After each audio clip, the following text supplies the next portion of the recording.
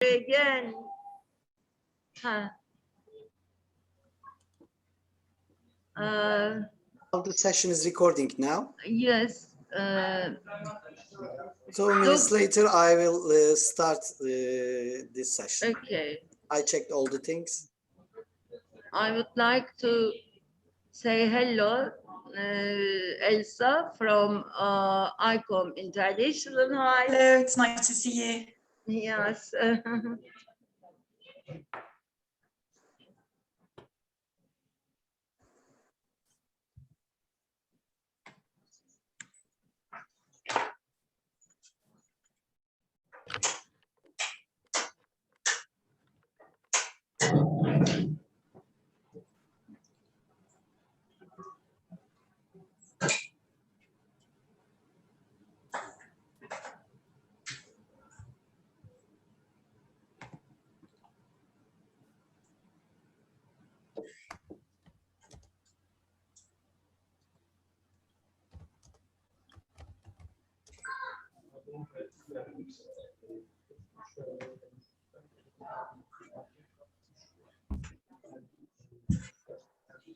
Mr. Suresh Lake is here, so we are complete session. We are ready. I opened the YouTube, Zoom Master and all recording now. Please check Pise. İlkay biraz şeyi yükseltebilirsin. Tam ortalayabilirsin. Görüntün daha iyi olabilir. Şahane. Okay. İyi mi? Şahane. Okay.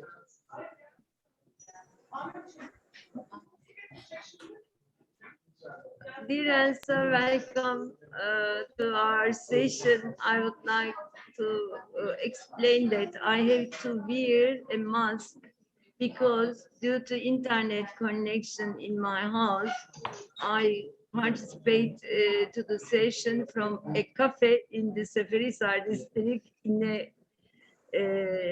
Izmir. Maybe later, maybe during my presentation, the manager give me the permission to put off my wear.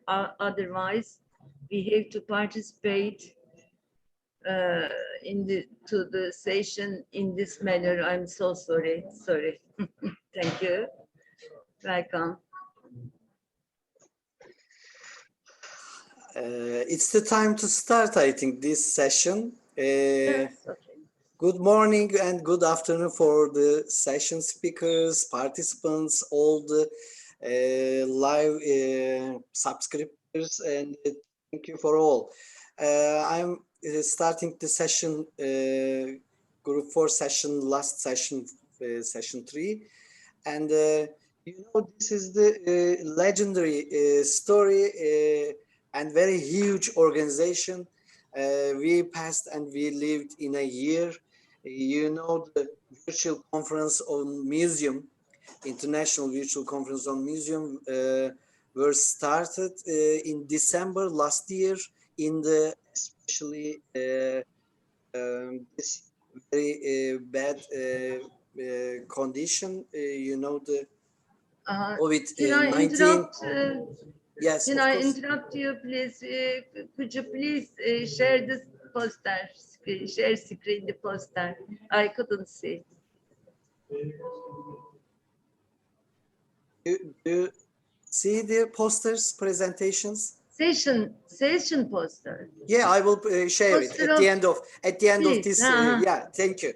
This is my presentation. Thank you so much. Okay. Yes, this is the December 12 to 15 posters. The story was began at that time, and it was very successful, and so everything will go on, and the 2021 sessions will be organized. Were organized at the after these sessions. You see, this is the there are part 1 and 4 group, and we are now the group 4 and the last session and the last group presentations today. You see, It was started, the part one sessions were started in a curation ceremony. You know, Mr. Alberto Garlandini opened the ICOM 2021 sessions, part one sessions, and it was the great for us. Thank you for the participation, Alberto Garlandini again. I want to share with you. The ICOM web page organized, you can use every time, and you can see everything about the ICOM 2021 organization in the galleries, in the YouTube presentation, and everything. ICOM Pakistan web page, KUMID web page, organization, gallery, aim of this ICOM 20 and 21 sessions, all the things you can find this. After that, you can follow the YouTube page. It's live on now. You can check it. Every time you can reach all the sessions video in this link. You see the link. And today our conference, Turkey and KUMID conference session. We have two keynote speakers, and we have four speakers at the end of the session. The vote of thanks speaking will be done Saadet Güner, and endnote speaking will be done Ruxana David. Thank you for all the speakers, participants. Again, I want to share with you. Keynote speaker Nadim Chakor, the floor is yours. Thank you so much for the participation. You're you welcome, can share sir. your presentation. Yeah, thank you very much. First of all, ladies and gentlemen, it's my honor to welcome you in our international virtual conference of museum. Istanbul Aydın University Disaster Education Application and Research Center with its studies since 2009.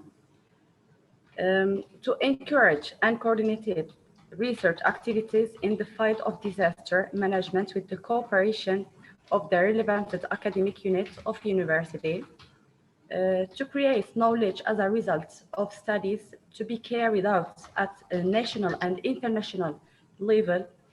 It's aimed to spread this knowledge to determine target group by using the most appropriate communication tools and to create a social union of forces in disaster preparedness by transferring the experiences again to other works to be carried out. In this line, with this goals, AFAM has implemented many projects since 2009 and continue to develop new projects. Our vision as Istanbul Aydın University Disaster Education Application and Research Center, we aim to carry out our scientific research that will set as an example in the national and international area in the effort to create a resilient society against disaster. And to sorry, Chakor, I want to interrupt you. Do you have any presentation? We can't see. No. Okay. No. Please go on. No. Okay. I'm speaking spontaneous. That's why I don't have a presentation. And to develop and implement society projects. Actually, our mission creating knowledge by encouraging and coordinating research activities in the field of domestic and international disaster management. First of all, to prepare disaster preparedness, emergency response, recovery, and rehabilitation strategies, and objective in order to minimize the risks and effects of natural, technology, and human included disaster. The second one, providing training services in the form of seminar, courses in service, knowledge development courses to public and private sector organization in order to improve and institutional and society learning and awareness. Affecting in the research of the historical development of social life, two important thresholds are mentioned. The first one of these thresholds crossing in agriculture revolution, in which permanent settlement areas are formed, and the second one in the industrial revolution, which systematically included in the population engaged in agriculture, in the production of products and services.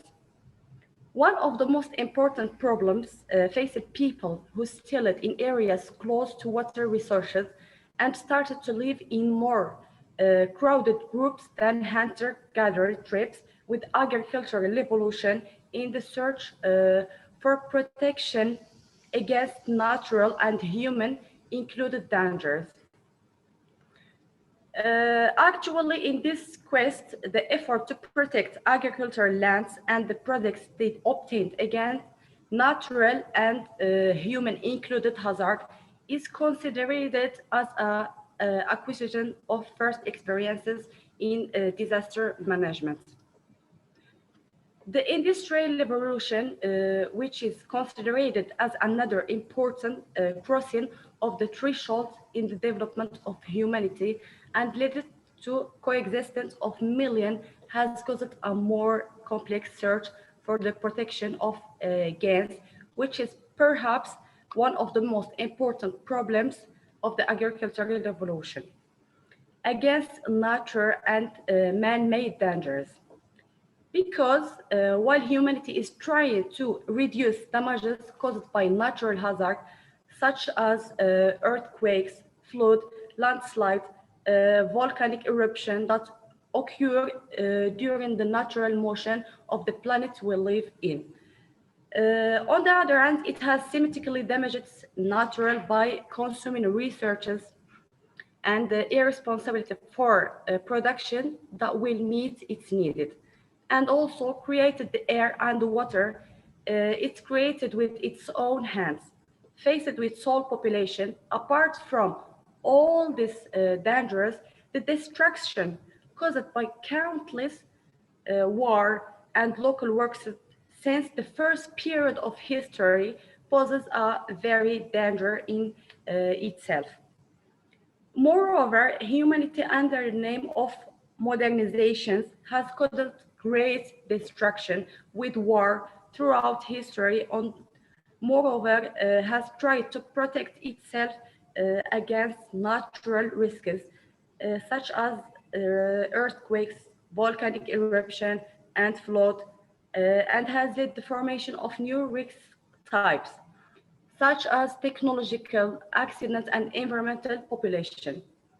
And now, today with fossil fuels that are consumed more and more, unconscious land uses, unplanned urbanization, deforested area, greenhouse gases released in the atmosphere, waste accumulation in the sea, conventionally, strategically, strategy, weapon, largest geographic and other human included environmental destruction. Clearly show that further internet with disaster awaits us. That's clear. When we examine the disaster we have experienced throughout history, we can see the destructive effects of disaster on structure caused damages on infrastructure. Systems such as electricity, natural gas, water, which we will call secondary damages. The failure of communication system disrupts the transportation system and the formation of environmental in which emergency and health services are interrupted, seem to have disadvantaging effects on our social life. Moreover, another results is the damage of cultural assets from the structural and social destructive effects of disasters. For this reason, in Turkey, which has hosted many civilizations since the first period of history and carries traces of different civilizations in each region, and acts as a cultural bridge between the East and the West. The necessity to include practice for disaster become evident.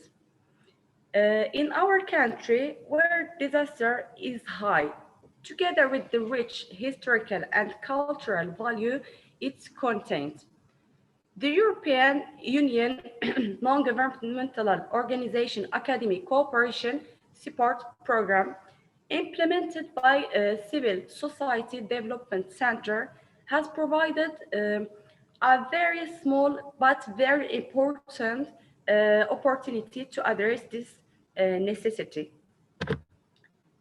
As the associations of Friends of Cultural Heritage, in order to turn this important opportunity to benefit of our country and to protect our historical and cultural values against a possible disaster and emergency, our university, Istanbul Aydın University Disaster Education, Application and Research Center, AFAM, with Associated Doctor in cooperation with Mahmut Aydın, the project to reduce the disaster risks in museum was prepared and presented to the European Union support program.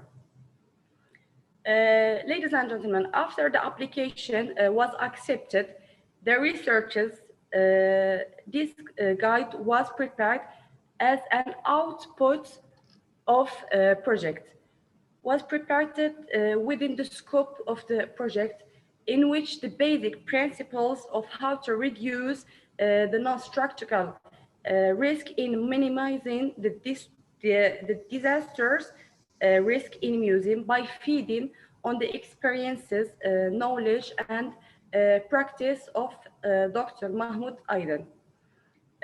Dear audience, now if you may, I would give the word to, I think, Lady Elsa to continue our valuable conference. Thank you very much. Thank you, everybody. Thank you very much. Thank you for the invitation. You're welcome. Thank you. Great honor to be here. Thank you. I will share my screen. Elsa Orbit-Rea, Yeah. Heritage Protection Coordinator, ICOM International France. Thank you so much for the participation, and we are very curious about your sharing presentation. Thank you so much. Floor is yours. Thank you very much. Please make it full screen. Yeah, I'll do it. Just a minute.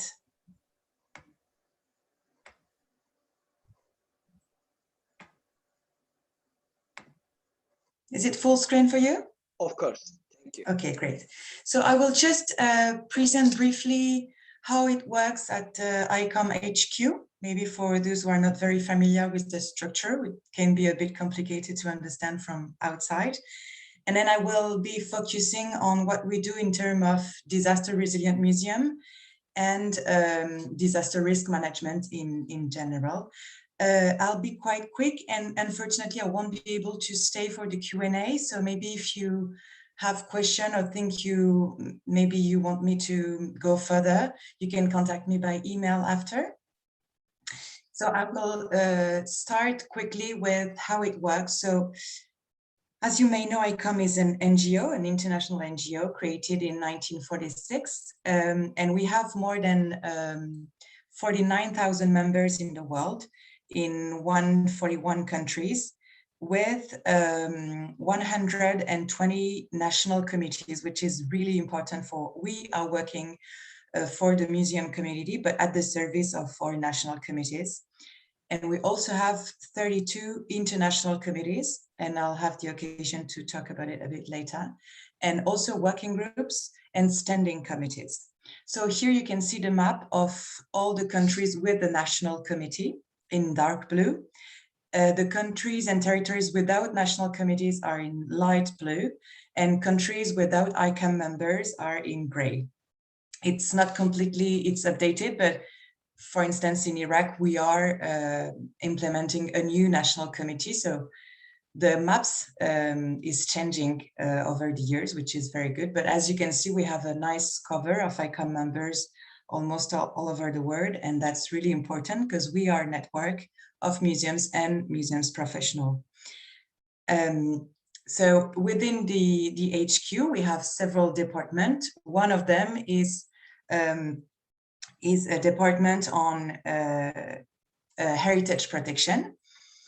So we are three working in that department in the HQ, but we're also working with committees. We'll go in details on that subject. So our main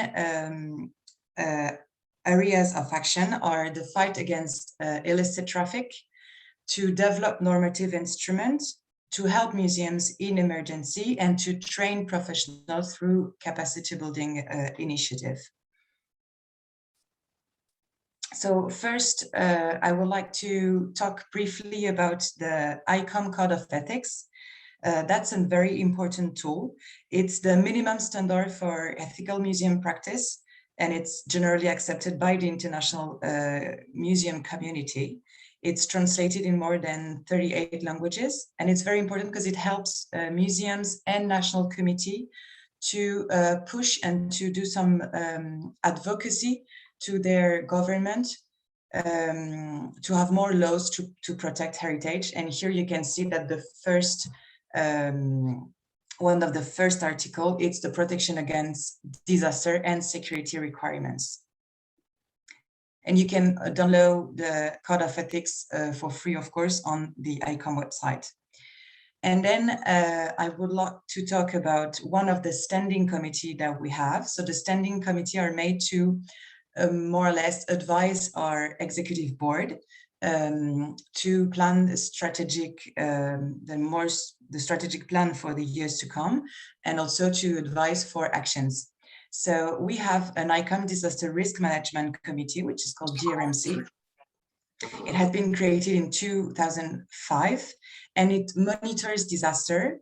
It's offering relief for cultural heritage when it exceeds national capacity, which means that if a national committee can handle a catastrophe or a disaster, we step out. But if we are asked to work with, that's where we are.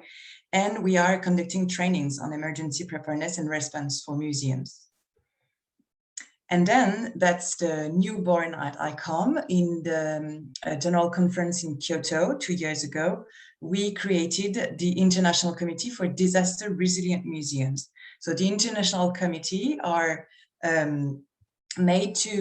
are open to all ICOM members, and it creates a new space in the emerging discipline of cultural disaster risk management. So basically what we've been doing for the last 3 years is to create a coordinate action with the Secretariat, the Standing Committee, and the International Committee. So I will present you the main projects and disaster we've been handling with the 2 committees. So first it started in Croatia. As you may know, a year ago they had a quite important earthquake, and it was just when the pandemic started and all the lockdown policies, so it was quite hard to handle.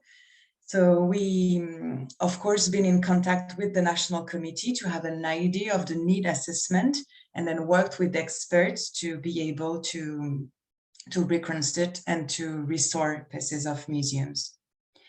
We also worked during the COVID with ALIF. We respond to a call to support Western Central African museums at risk during the pandemic. We have 5 projects for more than 20 museums in the area. We worked, of course, in Lebanon, because you know, almost a year ago, they have been very affected by a huge blast in the Beirut port. So we went on the ground. We met with the National Committee, which is very, very active, with museum directors to do a need assessment, to have an idea of how much it would cost to reconstruct, and also to work with our network to have a solidarity with other museums and other international organizations to organize the reconstructions of the museum affected.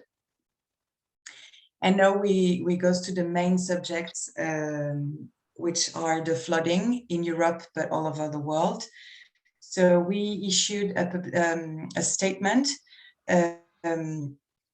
we know that a lot of countries in Belgium and in Germany, but also now in the Netherlands, UK, China, India, among others, have suffered extensive damage due to flooding.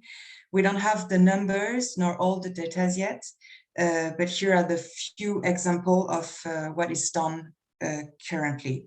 So I will start with ICOM Belgium. I'm sorry, it's in French, but just to show you how it works, we have been in contact with the National Committee during the flooding. We knew that several museums were affected, and we know that ICOM Belgium was working with the Blue Shield. I don't know if you're familiar with the organization. It's an international organization created by ICOM, IFLA, ICA, and ICOMOS. And they have published a call for solidarity, asking for volunteers to help them, and it is working. Actually, there is a first team of volunteers working with them, and other museum professionals from other regions that came to help the museums affected. And there is also another good example, which is same, I'm sorry, it's only in German, but you can Google Translate if you want to get an idea. It's on their website. And they published a very interesting statement asking actually for an unbureaucratic aid and decisive approach to climate change, because it's obviously what is at stake here. I can also speak to you about our sustainable working group at ICOM, and this is the main issue of what's happening. So national committees are handling the situation in museums, but our role at ICOM is to push a change in museums and to do a lot of preparedness in the context of climate change. And I will finish on a more positive note, maybe. As you may know, it's the culture ministers meeting of the G20 in Italy. So it was yesterday, actually.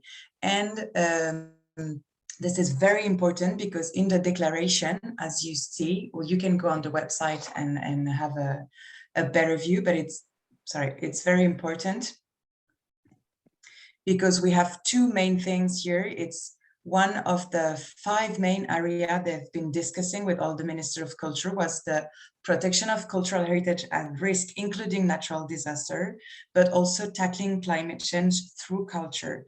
So we don't have the publication yet. It will come out in a few days probably, but we'll have recommendations from all the Ministers of Culture of the G20 to tackle climate change, which hopefully will help museums to be better prepared to handle that kind of disaster. So that's for me. Thank you very much. And if you have any question, please do not hesitate to ask maybe Sadet and to email me directly. Thank you very much. Thank you so much for your valuable presentation, and we know all the new things from your presentation. Thank you, Elsa Ulrich Perea, as a keynote speaker. Another speaker is now Mrs. Saadet Güner. European Union project for disaster risk reductions in museum guide will be shared in her presentation. You can share your presentation.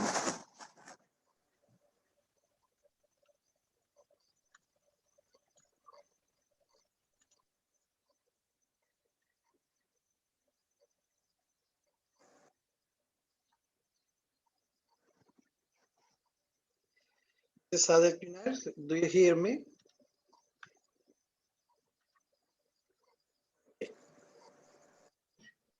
Please make it full screen.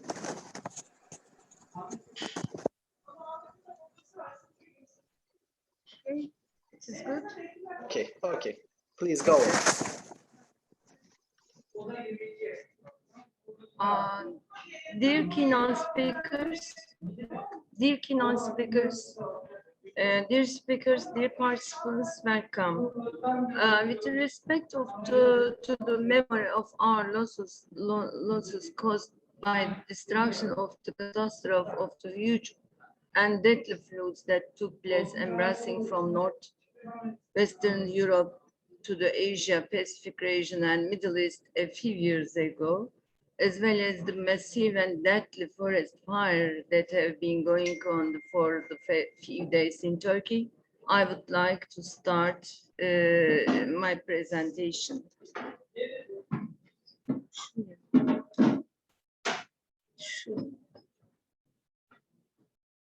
I am very glad to inform briefly you KUMID coordinated EU project disaster risk reduction in museum applied within the scope of the European Union Civil Society Organization and Academic Cooperation Cooperation Support Program implemented under the support of the program. Yes.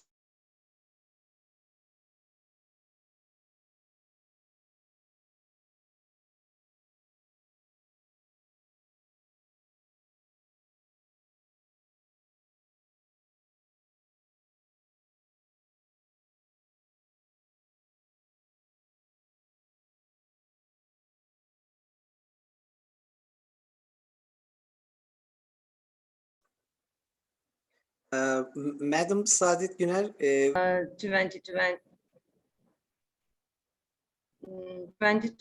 has published as digital and printed publication on December 2020. The leader of the project was KUMID, academic partner was İstanbul Aydın University Disaster Training Application and Research Center, IVCoM, and academician partner was Associate Professor Dr. Mahmut Aydın, member of KUMID from Batman University. The research team of the project consisted KUMID members and experts, academicians of IVCoM, İstanbul Aydın University, and academician partner of the project, Associate Professor Dr. Mahmut Aydın. In addition, the president of the Archaeologists Association in Turkey took part in the research team of the project as an independent researcher, each of whom is an eminent expert in their field. The only face-to-face meeting of the project partners and researchers were held at KUMID head office and IVCoM 27 and 28 February 2020. Due to COVID-19 outbreaks, restriction have caused the suspension of the application of the implementation. Between March and September 2020, the research team continued to work voluntarily on the application text and produced a draft guide on disaster risk reduction in museum 2020. Application implementation started on 5 months later, in October 2020. Then stakeholders and researchers came together at the online meetings to finalize the text of the guide and made it ready for the publication. Please this is the publication cover of the publication in Turkish. Please let me summarize this project and its outputs. Destruction of disaster whose frequency and harm to social and cultural and economic life in Turkey and as well as in the world. Mainstream now has harms to the rise of the protection of the cultural heritage and access to the cultural heritage. For this reason, we should have a guide in Turkish that guides us to reduce national disasters and man-made disasters that threaten our cultural assets, that we will carefully protect, exhibit, and keep for our present and future. Therefore, project partners and research team have joined forces and experience in this small budget application to create a guide on disaster risk reduction in museums 2020. One question: why KUMID as one of the national civil society, one of the national civil society organization in Turkey studies disaster risk reductions to protect cultural assets. Okay. The answer to this question is in the United Nations World Conference on Disaster Risk Reductions. Another second answer of this question is hidden in the sentences of the first aid for cultural heritage in times of crisis and first aid application kit in times of crisis, published in 2018 by the International Center for Study for the Preservation and Restoration of the Cultural Property, Italy, ICOM, and Prince Claus Fund, Culture and Development. And the third answer of this question is in the presidency, is in the 11th Development Plan of Turkey, published by the Presidency of the Republic of Turkey Strategy Budget Chairmanship in July 2018. So since its establishment, KUMID has been involved in many EU projects or carried out different activities on its own related to this subject. Finally, KUMID fulfilled the tasks given to the given to non-governmental organization within the Sendai framework 2015. Yeah. I would like to summarize the core principle we learned from the output of the project in this part of my presentation. I would like to summarize the core principles we learned from the project and its guide. Every country should be ready for all kinds of disaster and should prepare a risk management plan for primary and secondary risk. For example, earthquake is considered primary risk, but fires occurred after the earthquake is recognized as a secondary risk. So we should plan our risk management plan for taking into consideration primary and secondary risks. For example, in Turkey, do you imagine after Eptide tsunami, you can see the picture, small scale tsunami that took place in Seferihisar Selçuk during the İzmir Seferihisar centered earthquake that occurred on October 13, 2020. Eptide, tsunami, earthquake. Do you imagine in Turkey? An old woman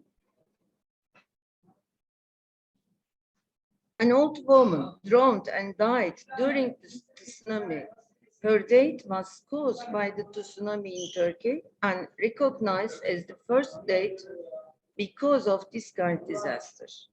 In this slide, you can see the destruction of the tsunami and earthquake in Seferihisar historical district and Selçuk Castle historical district. After you can see tsunami in Turkey.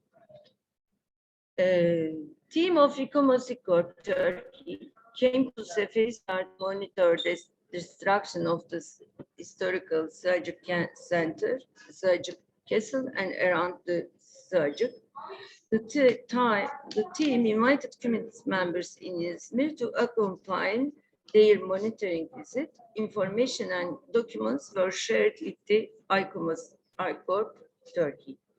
This fact shows us that among disasters in our country, we should take tsunami into account as well.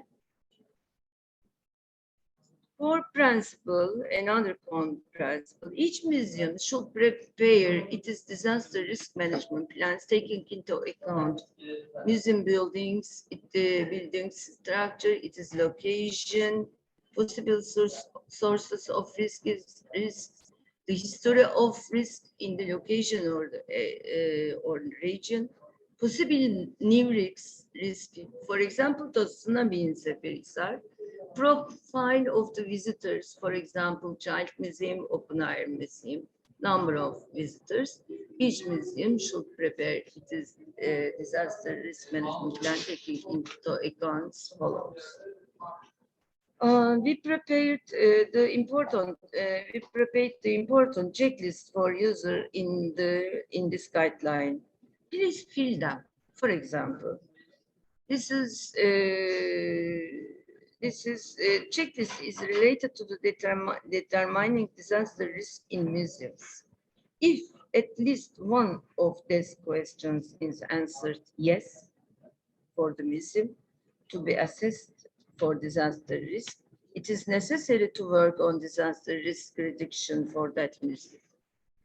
Please, let's prepare our plans by taking into account primary risk and secondary risk. Another checklist. The contact of information of the relatives of the missing personnel and security guards must be listed in your checklist. Their communications should be provided after the disaster. When they learn that their family is safe after disaster, they will focus better on search and rescue protection work. If needed, against the possibility that phones may be not used in case of disaster, alternative solution, Facebook, WhatsApp group can be useful. The risk management plan in the computers, in the papers, blah, blah, blah, of your museum, which look good on the paper, on the files in the computers, but must be developed with these plans, with the trainings and exercises together with the museum personnel and security guides. For this training and exercises should be realized with different national and international institutions such as National Search and Rescue Agency, non-governmental organization, etc. In this slide, you can see the training program organized by the Ministry of Culture and Tourism, Ephesus Museum Directorate, Boğaziçi University, Kandil Observatory, and Earthquake Research Institute, and Research Rescue Group in the Grand Theater of Ancient City, Ephesus, on Turkey, 2019. In this slide, you can see the regional courses on the cultural heritage, first aid, peace and resilience in times of crisis by ICOM. There is no doubt that preventive conservation principle and risk preparedness less expensive, more effective than research and rescue recovery activities for post-disaster loss. Let's check our wirings, water works, roof, fire equipment, emergency risk kits, security system, etc. It is a good idea to keep informed of the professional standards and best practice through the international national professional bodies such as UNESCO, ICOM, etc. It is recommended that their publication to be translated into the mother tongue of the countries. Publication translated into Turkish are presented. KUMID also contribute to these translations. Okay, I would like to give the chair the floor, Dr. Mahmut Aydın, if he ready for the for the presentation. Dr. Ali, please. Mahmut Aydın is waiting. Maybe. I will. He's not in the waiting room, I think. Maybe There's trying a to problem. Yes. Because Mahmut in the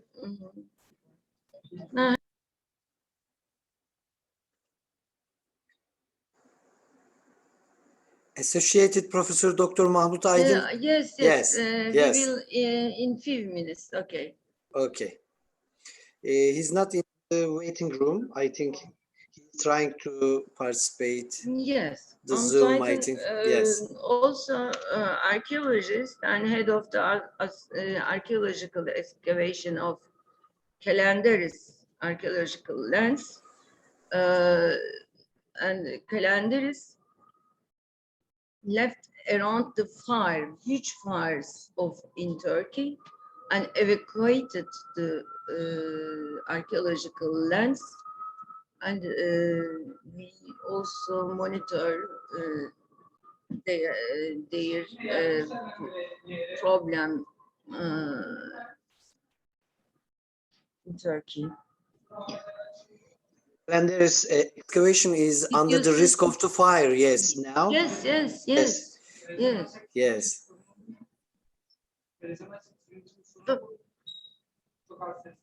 Çok az. Tamam.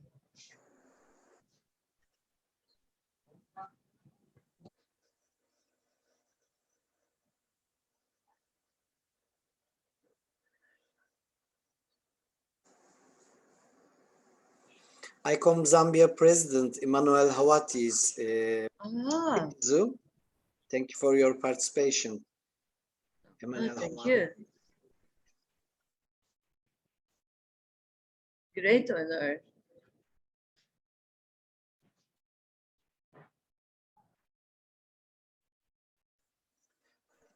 Mr. Aydın is trying to participate the Zoom, but not in the waiting room now. Yes. He would Maybe like, when he would yes. like to join us. But Yes. If he is participating, we will on the Zoom. Maybe we can pass the other speaker. yes, okay, but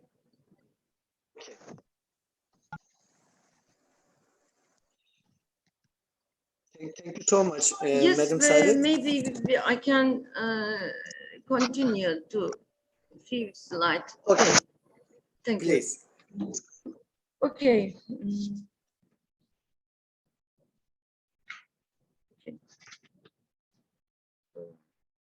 I would like to few samples, major taken jointly by the experts and application by them, and the team of Calendaris are to protect the area and mosaics, and evacuation of the archaeological area.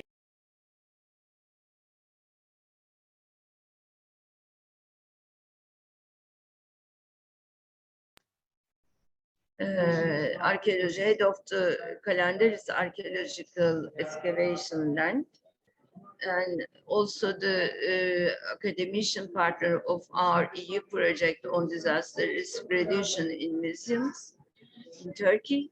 Professor Dr. Yaşar Selçuk Şener, also member of the KUMID and researcher and editor of the EU project on disaster risk reduction in museum, together with Serhat Yılmaz, expert from EFA. Okay.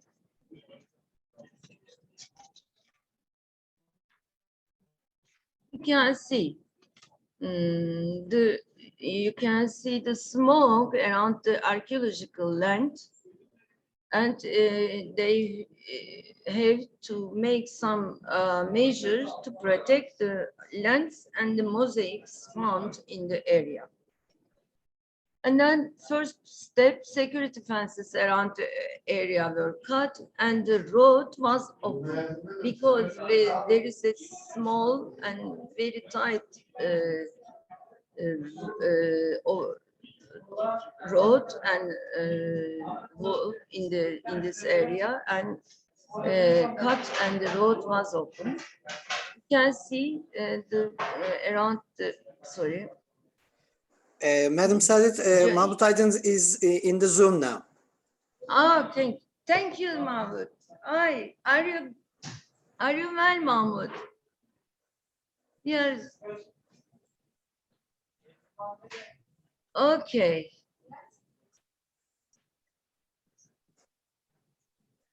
The floor, Mahmut, is yours. I'm very glad to see you in safe.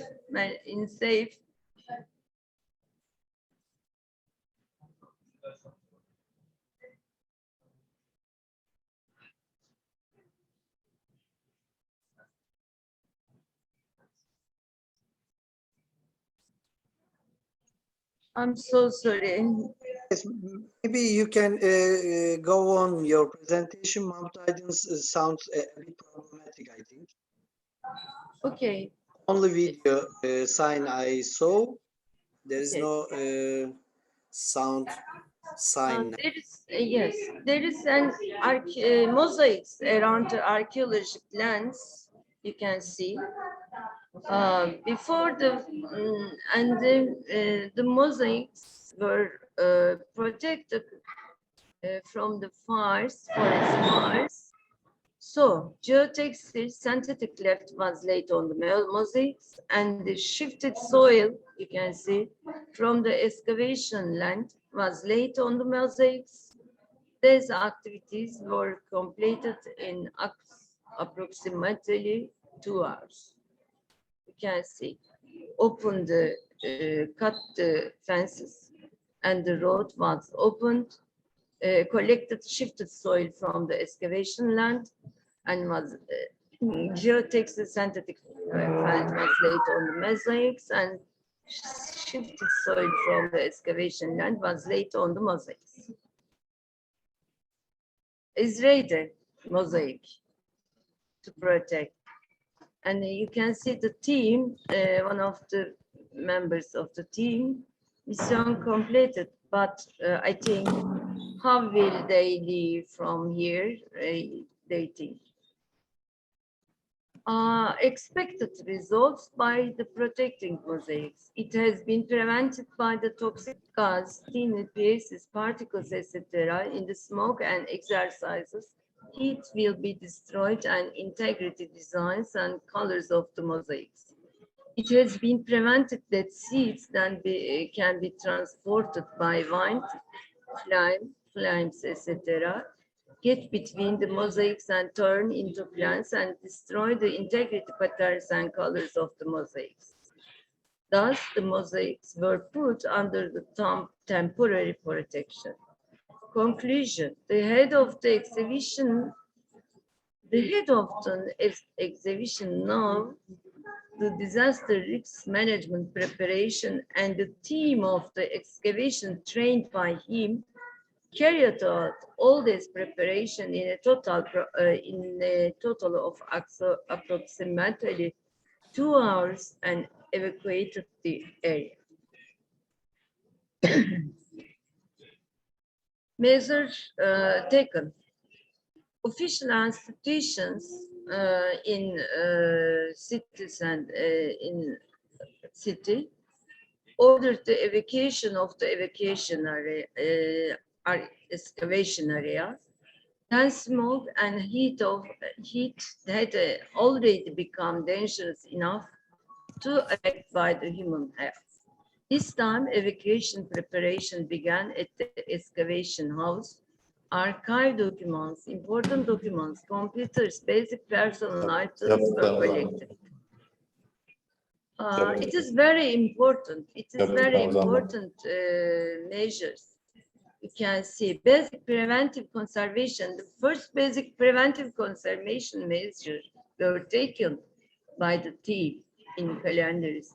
For example, the propane cylinder used for the cooking in the kitchen was taken to the seaside. Thanks to voluntary support and solidarity, the support of the guest, Associate Professor Dr. Sultan Karaoğlu from Kocaeli University, the excavation team left the archaeological site with her caravan and personnel car of the head of the excavation, Mahmut Aydın. Those activities, preparation for the evacuation, were completed in approximately 1 hour. Okay, the floor is yours, Mahmut. Let's to talk about the Sultan and your team, please. Open.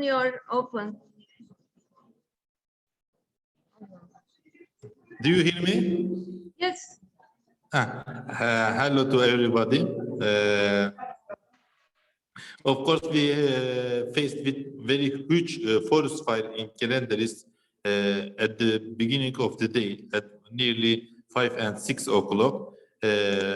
Very huge forest fire surrounded around us, and we need to act very fast to protect our area, our digital archive and hard archive.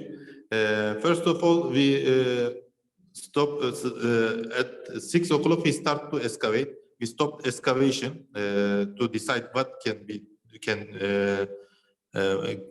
do.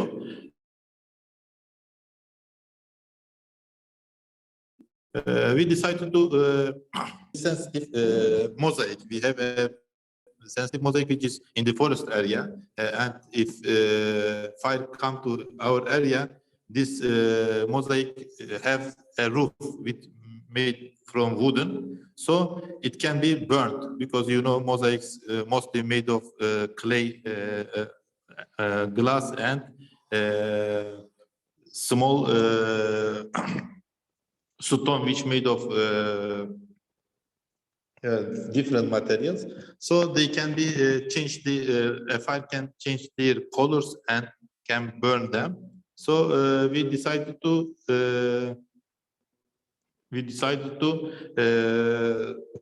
overlay on it geotextile and burn. From after the geotextile, we use soil to close the on the mosaic, because you know soil is a good material to protect the archaeological materials. After this, the other area, our objects and other mosaics were in secure places. And second, our archive, you know, we are nearly 40 years, excavation started 40 years ago, and we have too much hard copy archive and digital archive. First of all, we evacuated all hard copy archives and digital archives, and later we evacuated our kitchens, which can explode materials and laboratory materials. We evacuated them. After the smoke was so much close to our area, we faced with difficulty to breathe. So in 5 minutes we collected all our digital materials and our clothes, and moved all our members to nearly 100 kilometers west of the fire. And if we have evacuated our area 20 minutes later, it will be impossible to evacuate all our team members, because it was the fire was coming to the main roads of the our evacuation direction. So on time with the help of Sultan Karaoğlu, my car, and another car, with 3 cars, we all members of team evacuated to a very secure area. We are now in Mirasın. Solely Pompey police excavation supplied us to accommodation. So I want to say my grease to their excavation head also, because they supplied us accommodation, and other possibilities to stay with them. I think we decided on acting on time saved our archaeological areas and our lives. Thank you, Saadet Hanım.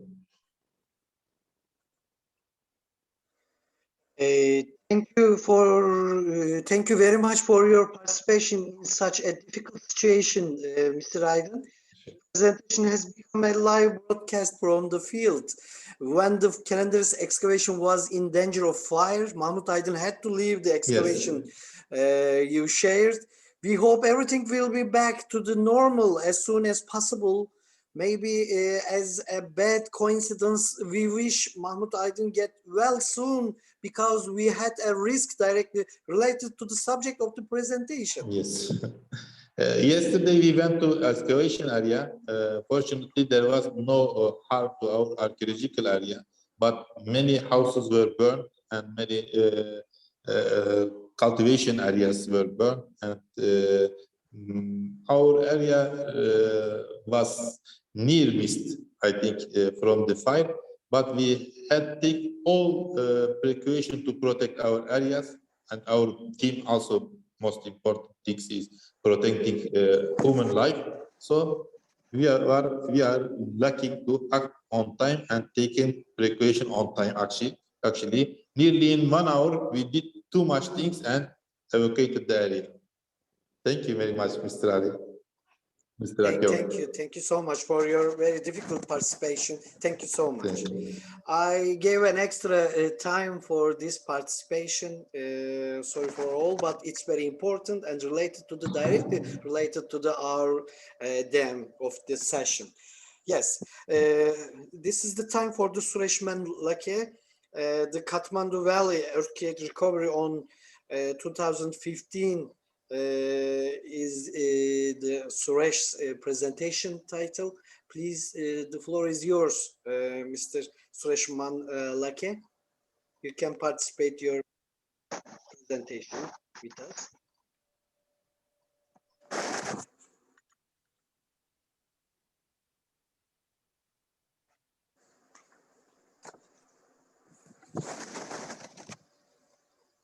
Mr. Sureshman Lake, Acting Executive Director, Patan Museum from the Nepal, Chair ICOM Nepal National Committee. Thank you so much for your participation.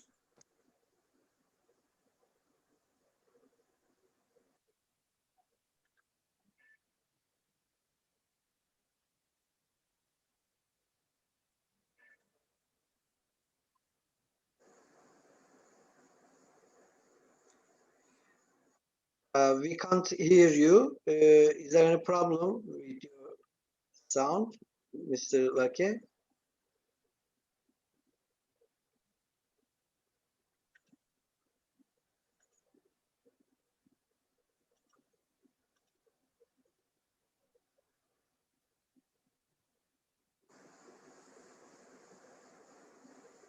Mr. Sureshman Lake, you hear me?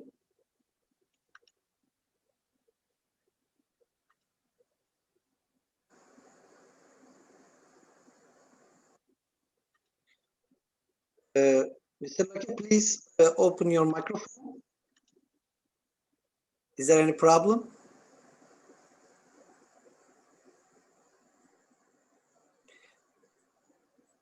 We couldn't hear you.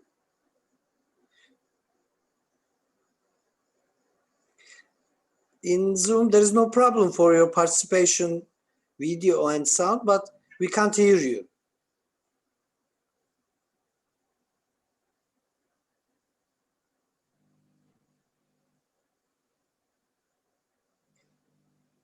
Sometimes re-participation will be the good manner.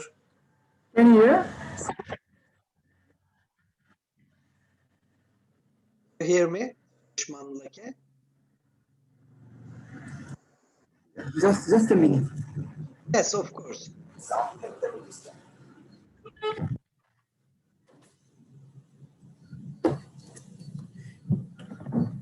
Hear me my voice? Yes, of course. Please, the floor is yours. Yes, thank you very much. Thank you. This is my presentation it's just on the memory of the earthquake in Kathmandu in 2015. This is one of the memory, and it's my experience also.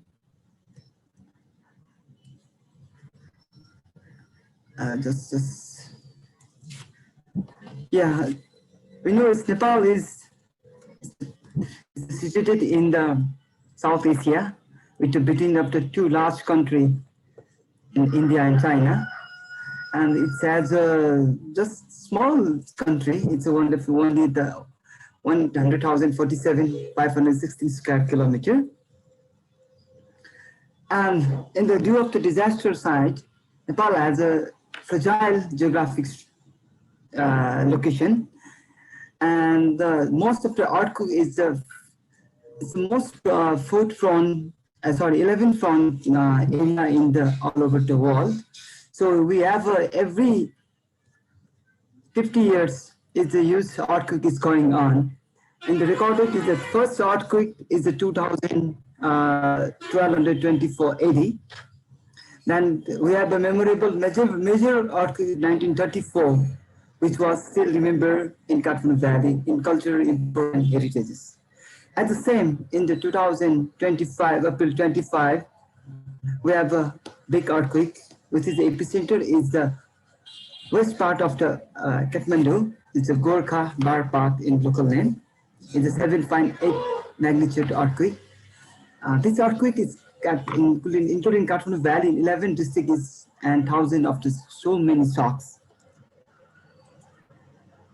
This is during the earthquake, 2015, April 25, 11:55 in Patandara Square, which is just in front of my office is Patan Museum.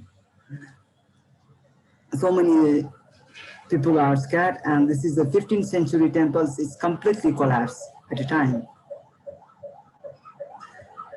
In Kathmandu Valley is one heritage site, including one heritage site, we have 7 heritage sites.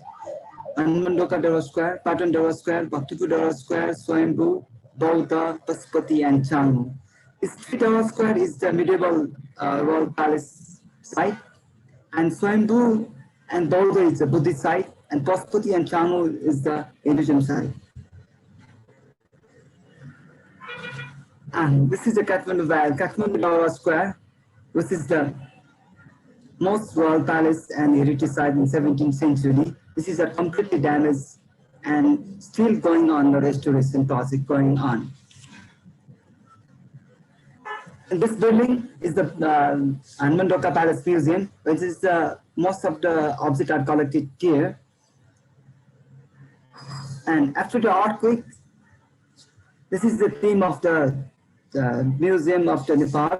Most of the museum staff is going. This program is going organized by the ICOM,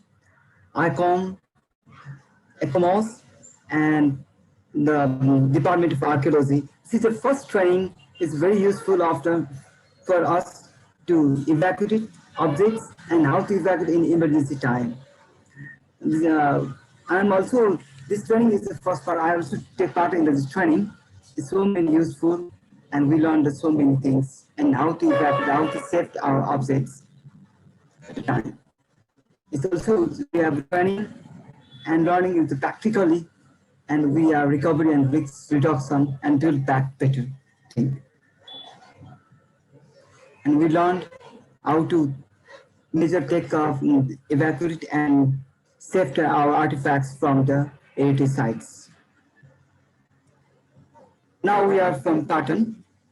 This is the 2015 is completely damaged, and now we are restored to this heritage site.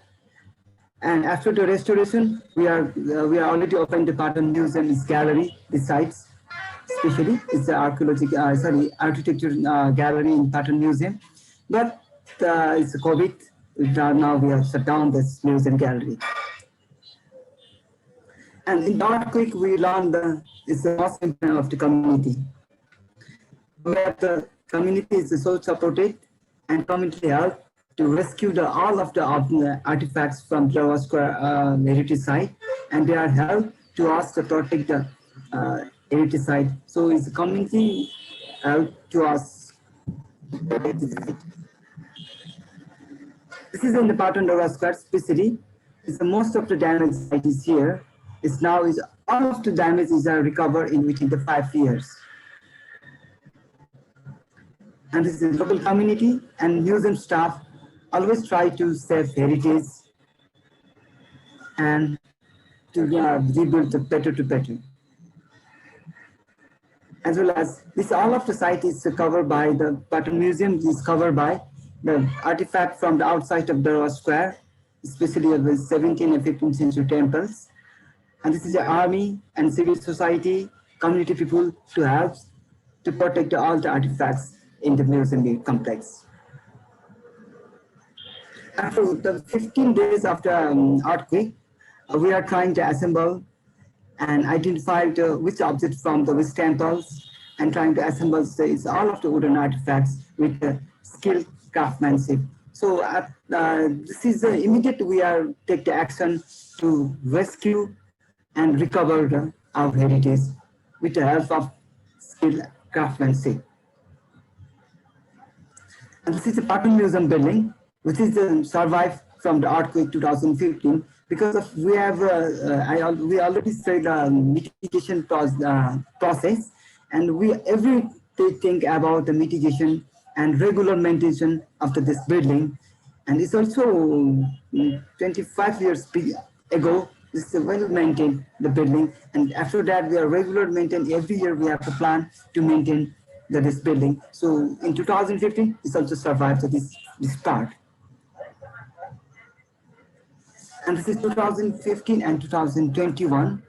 In 2015, this temple is 17th century is completely collapsed, and this temple is collapsed. Now we all this and this is rebuilt within the 5 years, and we are back from 2015. And what is interesting, we have a temple is completely collapsed, but our intangible culture is still alive, and all of the people has come here to worship in the temples.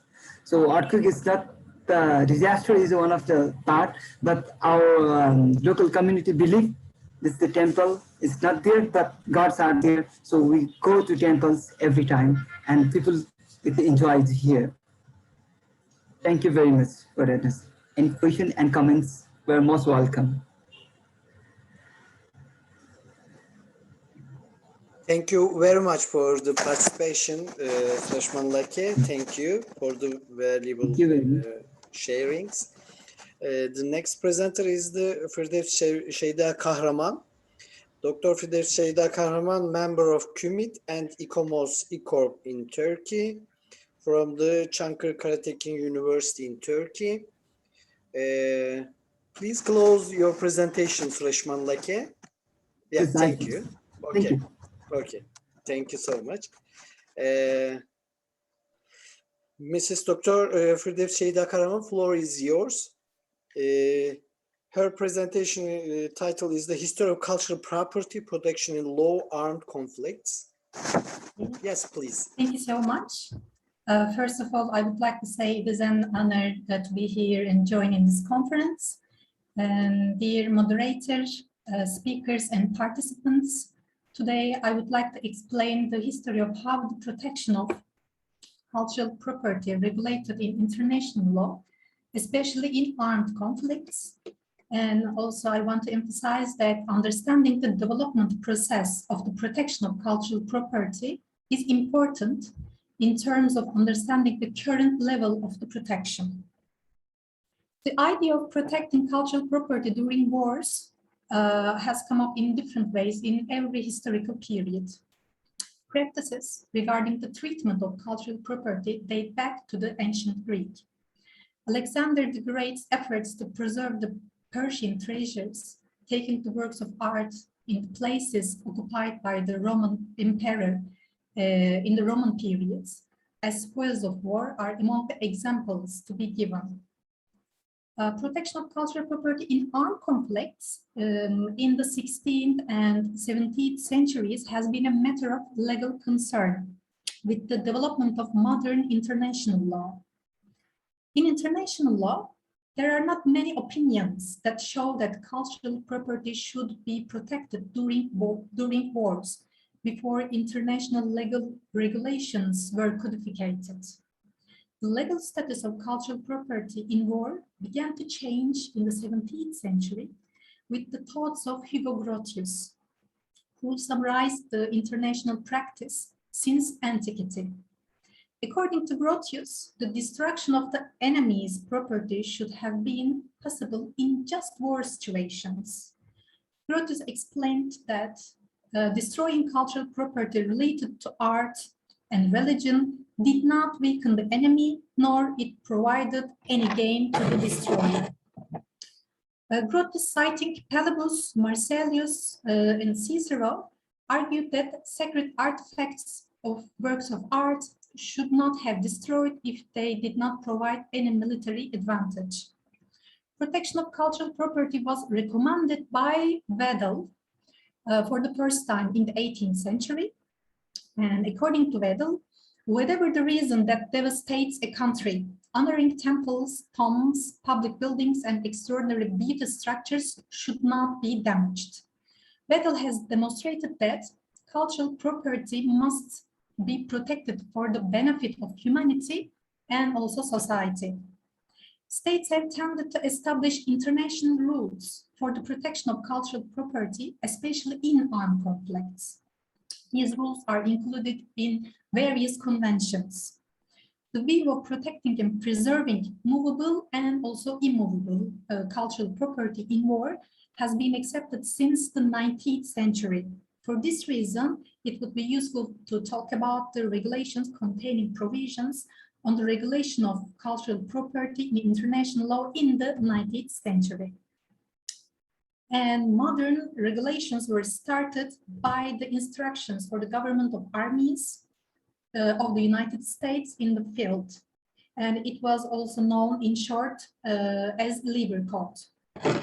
Lincoln, who was the president of the United States at that time, sought to regulate existing rules of war in order to organize the military code of conduct for the soldiers of the United States during the American Civil War. Labor Code contained provisions for the protection of cultural property, and it was regulated in the articles that works of art, scientific collections, and other objects of similar class are protected from predictable damage and duty of the victorious state not to steal, not to damage, or not to destroy cultural properties. Thus, it can be said that the first rules on the protection of cultural property in modern international law were included in the Labor Code. The Labor Code was modeled on the military handbooks of France, Russia, Italy, and served as a draft for international conventions regulating the law of war.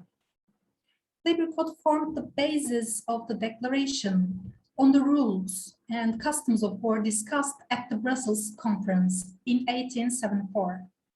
It is also another effort to regulate the rules on the protection of cultural property internationally was the Brussels Conference, and the principles adopted at the end of the conference have emerged as a declaration, and the principles accepted in the Labor Code were taken as a basis. It was regulated in this declaration that in the case of bombing of a defended town, castle, or village, all necessary precautions should be taken as much as possible to protect buildings devoted to worship, arts, and science. This declaration has never become binding. However, the conference pioneered the Hague Conferences of 1899 and 1907, which were held 25 years later after the declaration. The Hague regulations are important as they were the first international regulations to include the protection of cultural property. The Hague regulations were applied as the rules governing war until the end of the Second World War. The regulation on the protection of cultural property was included in the Convention respecting the laws and customs of war on land, in addition to the Fourth Hague Convention signed in 1907. According to the Article 23, deliberate damage to or seize of property and public property was prohibited unless the fighting forces have a military purpose. It was also prohibited to confiscate of works of art because artworks do not have any other features other than their cultural value. Protection of churches and other important cultural monuments by marking them with a different type of flag was also regulated in the Hague regulations. These regulations are accepted today as customary international law rules and applied in international armed conflicts.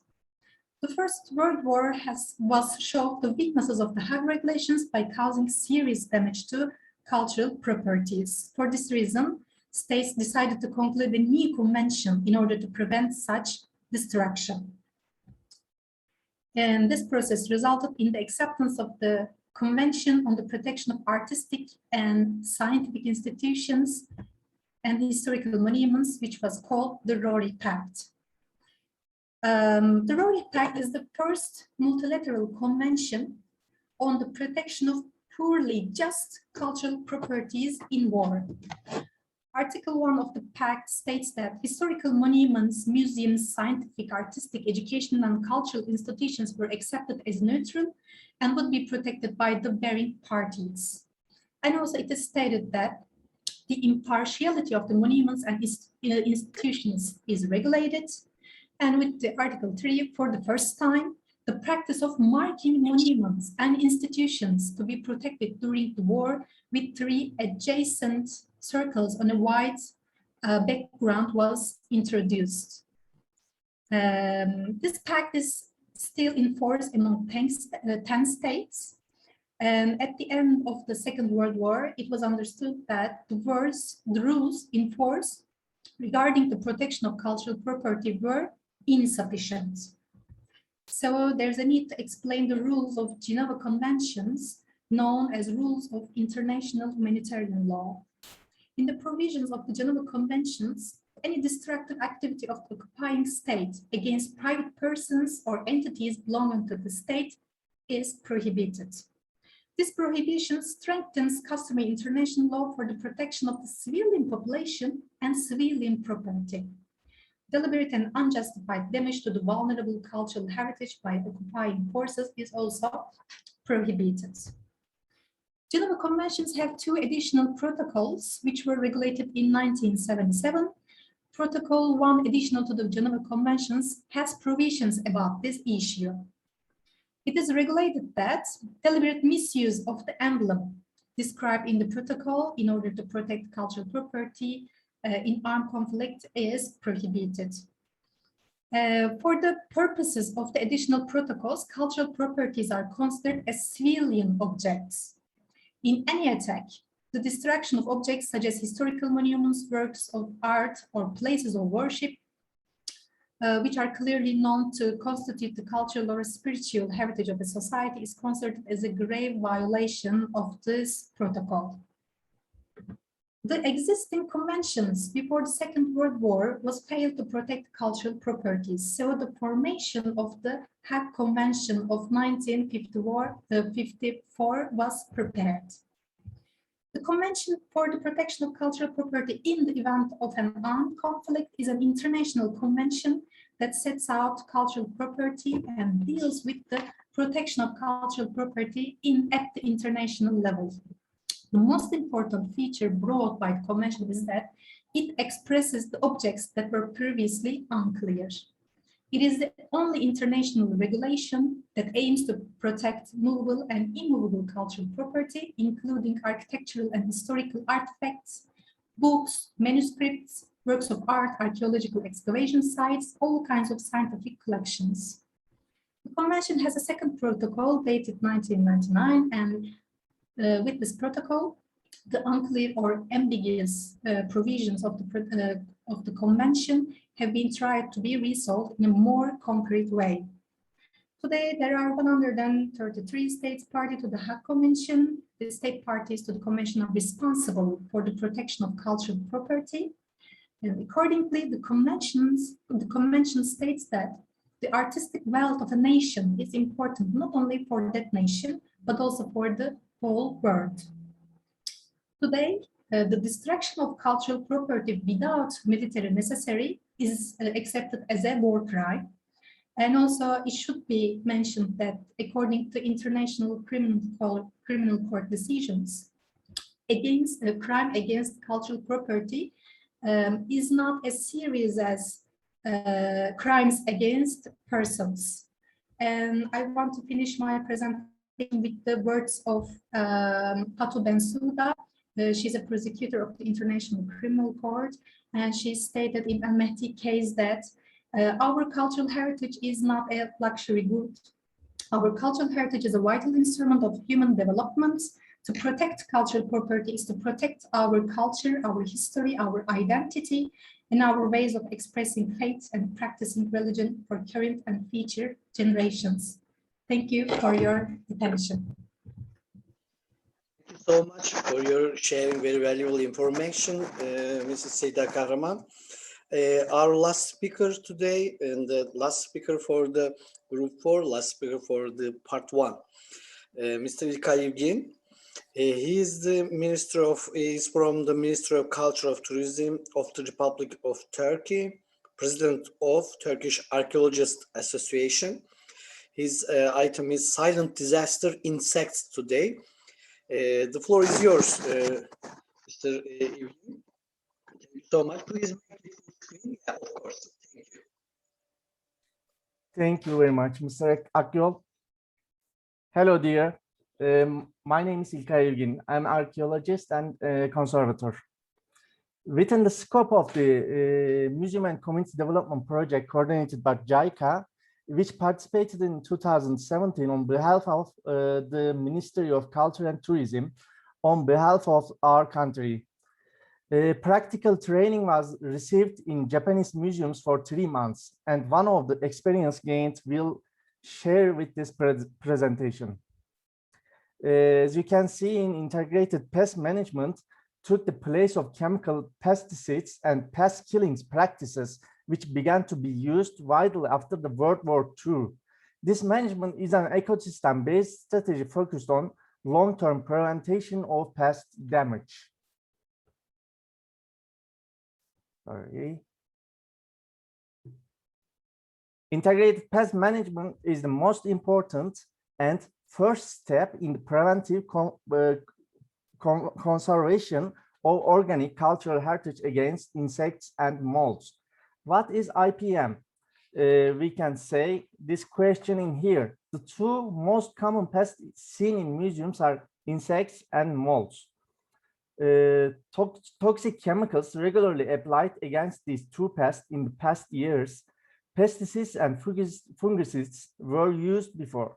In recent years, institutions have started to use other methods due to health and safety concerns. Regardless of this condition of the museums hosting cultural assets, they should be built in a sheltered manner against environmental effects. First of all, I'm going to show that protect against the pests. What should we do? Integrated pest management in a museum warehouse, we can say. It's extremely important that the warehouse spaces, which we define as insulated boxes with closed 4 sides against all kinds of environmental effects that may come from the outside, are highly protected against both climate effects and living movements.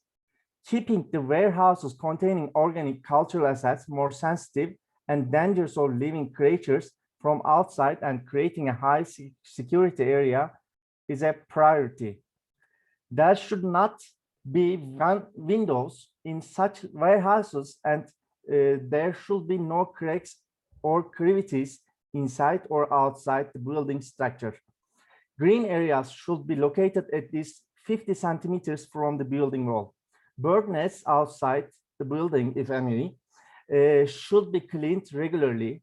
Leaf, soil, etc. in the water totes and water discharge pipes deposits should be cleaned once a month.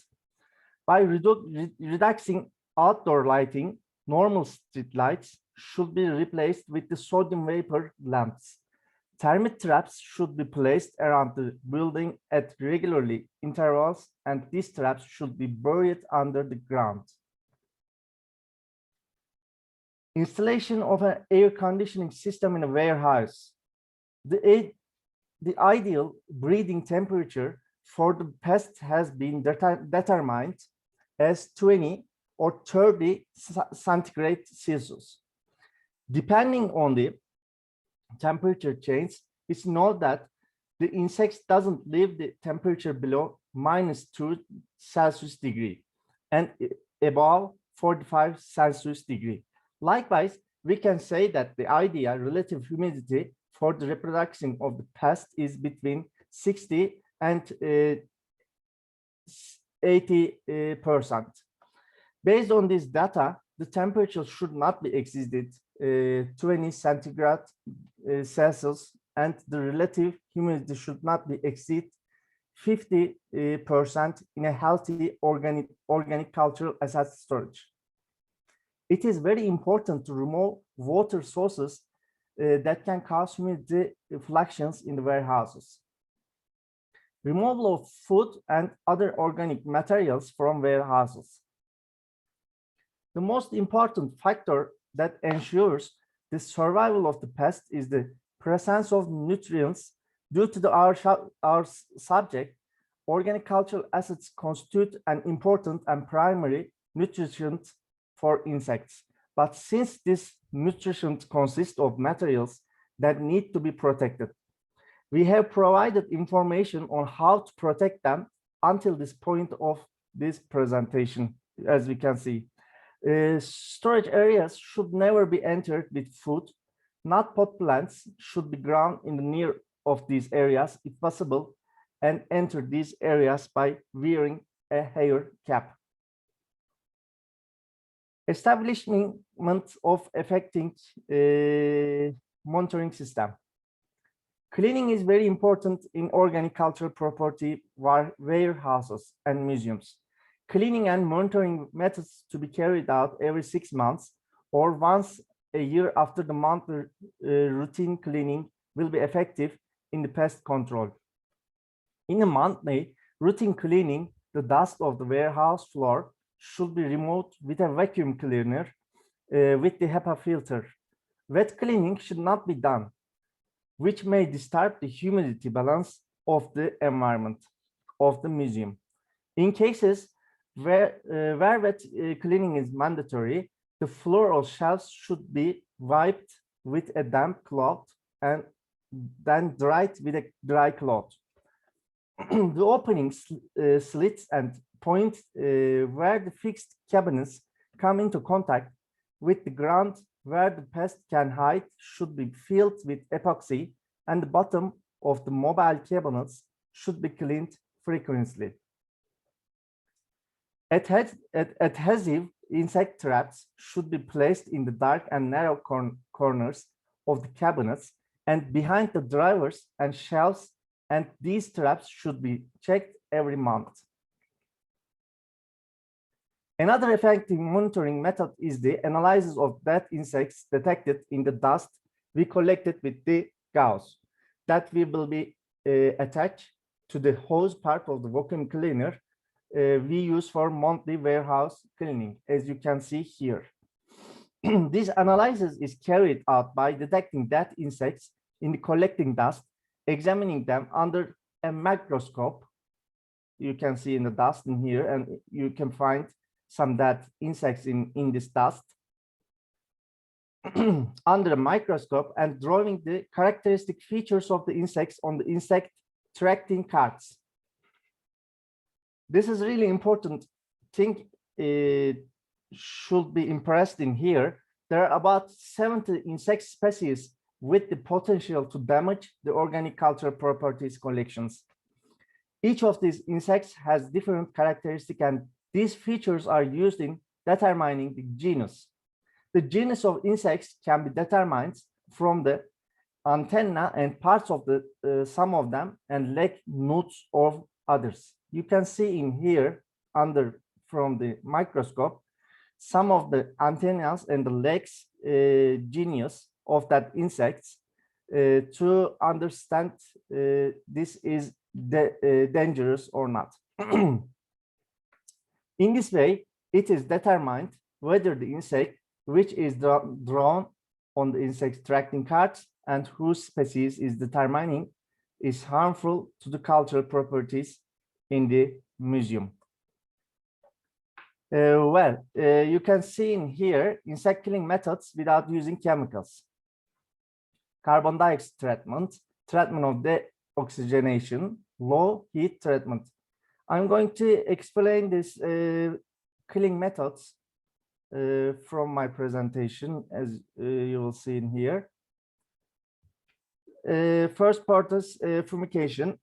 Fumigation is not using the insect parts, but just only when I was in Japan, I saw that treatment, which they are just using this fumigation treatment only if some of artifacts came from abroad, so they are using that fumigation treatment in Japan.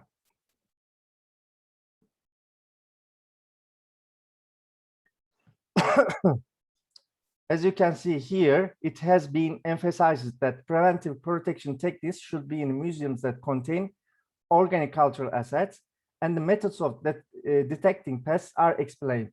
However, if the preventive protection methods mentioned are not followed, the direct intervention methods should have also be applied to clean the living pests from the warehouses.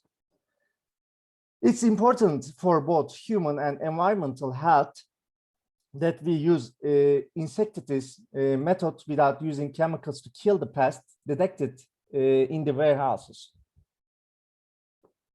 The use of methyl bromide, which is used to kill pests, has been completely banned in many countries. As you can see here,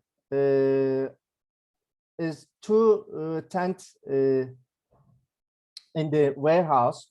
They are using this treatment for low oxygen or unoxygenated areas to making with carbon dioxide. You can see how the tanks are working, assembling the system for carbon dioxide treatment presentation, as you can see in here. The system of that carbon dioxide treatment, as you can see in here also. This is really important thing, as I can explain. This insects is a test insects for killing the pests inside the cultural heritage.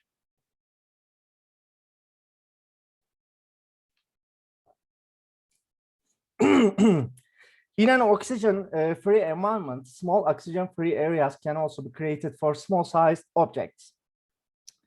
In order to provide this environment, we can talk about the system called RP system, produced by Mitsubishi Gas Chemical Company that absorbs oxygen, corrosive gases, and moisture. There are two types of this system, while the type called RPA, as you can see here, RPA is with the yellow thing, creates an environment for the protection of metal objects. The type of RPT creates suitable conditions for protecting organic cultural assets against insects, mold, and fungus, and killing the pests in it.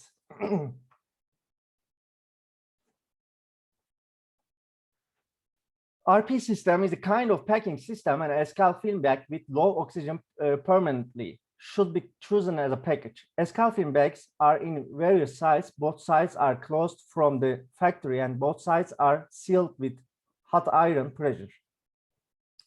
And the packing is done. After the organic cultural assets is put in the Escal film bag, moisture and oxygen indicators are placed together with the RPK, and the bag is sealed with the hot iron press, as you can see here. Also, the low heat treatment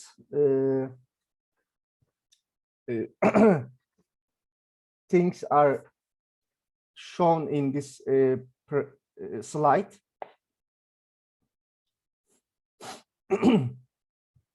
You can put the organic material with this saran pack and polyethylene bag and tin paper and also Japanese paper, and put inside the refrigerator and low heat down approximately 5 days, and after that the process is done. And also molds are very important pest units and integrated pest management in museums.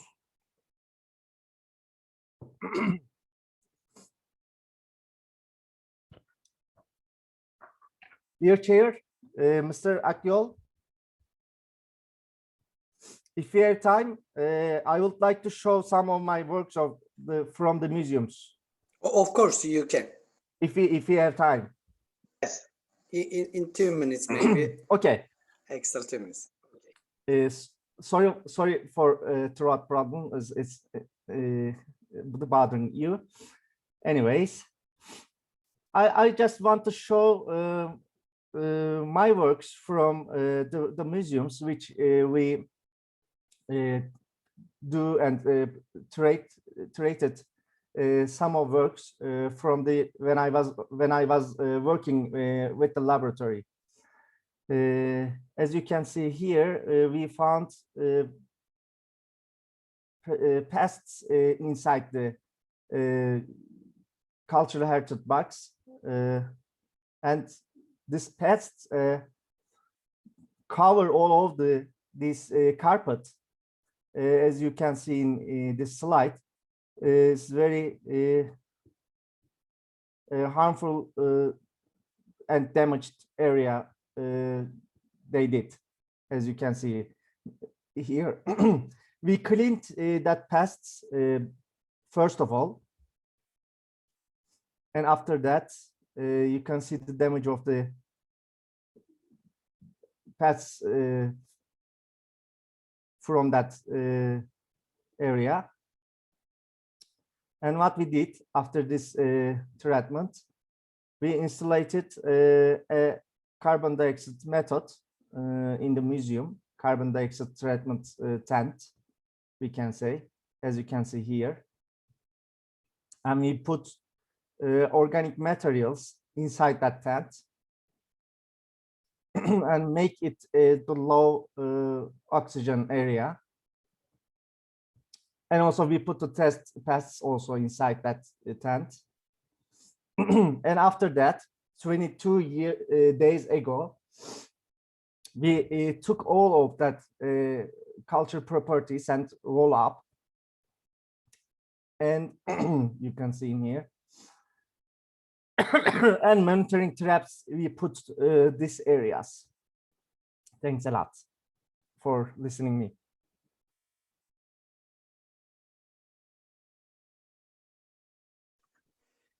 So much, Mr. Gil, for your participation. Very bad effect of the insects, I think. Thank you for your valuable solutions for this kind of disastrous or silent disasters. Thank you. At the end of this session, we conclude the speaking and presentation. There is vote of thanks and ad-note speaking now. First of all, I want to give a words for the Saadet Güner for the vote of thanks of the ICOM 2021. Thank you so much. Thank you. Where is my... Sorry.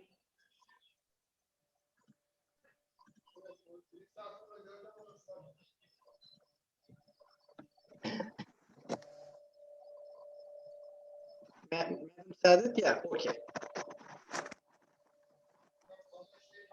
Okay.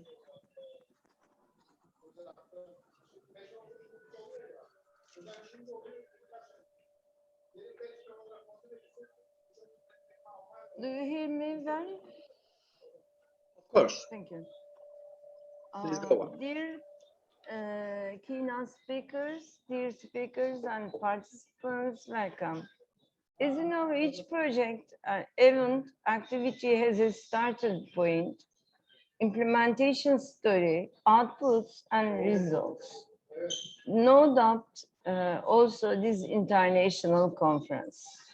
I would like to summarize our international conference held in 2020 and 2021.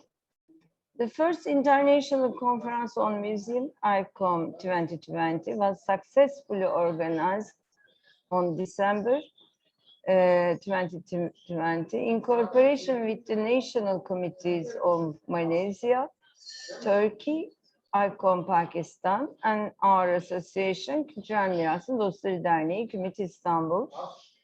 The success of the ICOM 2020 organization conference encouraged partners to organize one virtual conference in 2020.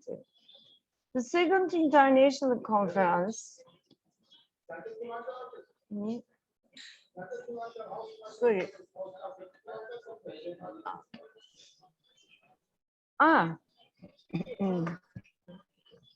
The second international virtual conference on museum, organized by ICOM National Committee of Pakistan and Kültürel Mirasın Dostları Derneği, KUMID, to celebrate the International Museum Day 2021 with the collaboration of the national committees, civil society organizations, universities from 33 countries, was held between May and July 2021.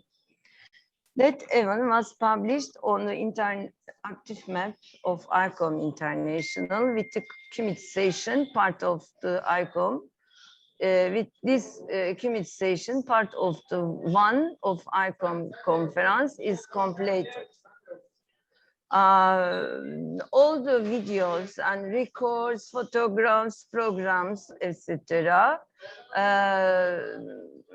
Published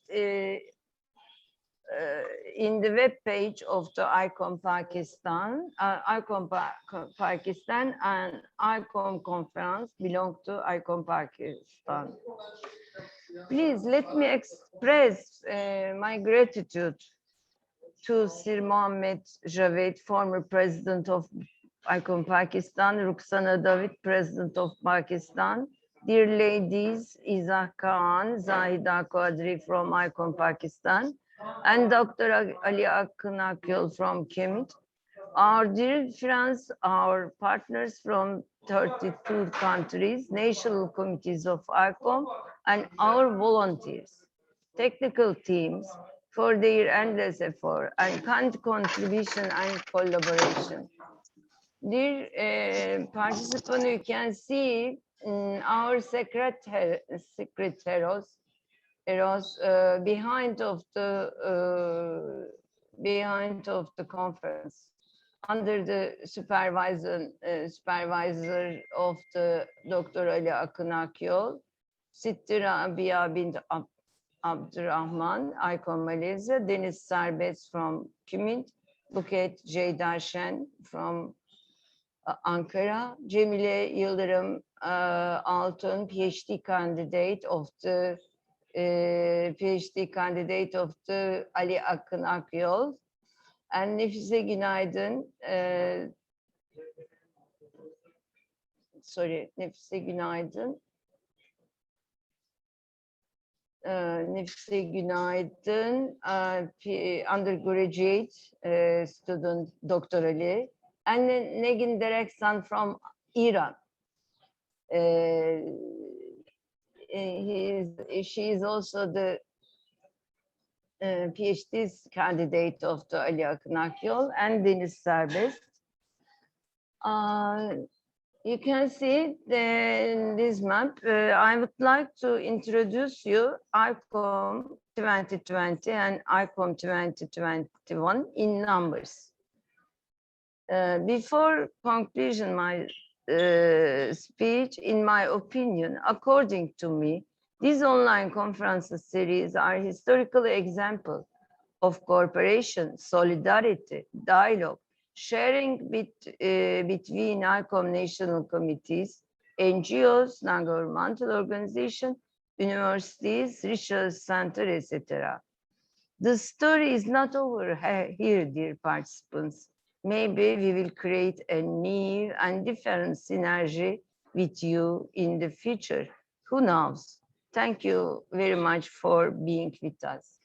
In this chart, you can see the partners, national committees, partners of the ICOM 2020, Turkey, Malaysia, and Pakistan, ICOM national committees were the partners of the conference. You can see main posters and the session posters. We thank all the partners of ICOM 2020. I would like to classify ICOM 2020 in numbers. We have got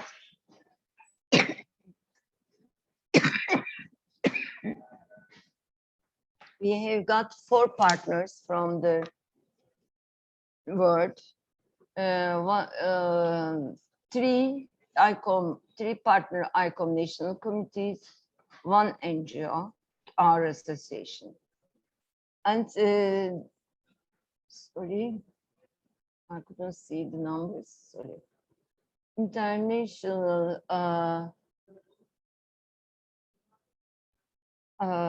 I classified our speakers' profiles, such as international conference, international organization, ICOMOS, ICOM 1, ICOM 4, UNESCO National Committee 3, ICOMOS National Committee 1, ICOM National Committee 2, NGOs 3, museum staff 3, universities 5, PhD candidates not available, institutions research center 1, ministries 5.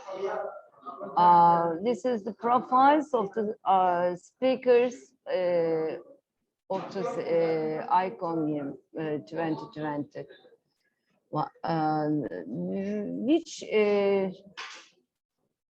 Which main topics we negotiate in this session? Disaster risk reduction in museum, prevention of the illicit trade of the cultural objects, preventive conservation on collection in museums, museum role in achieving sustainable development goals.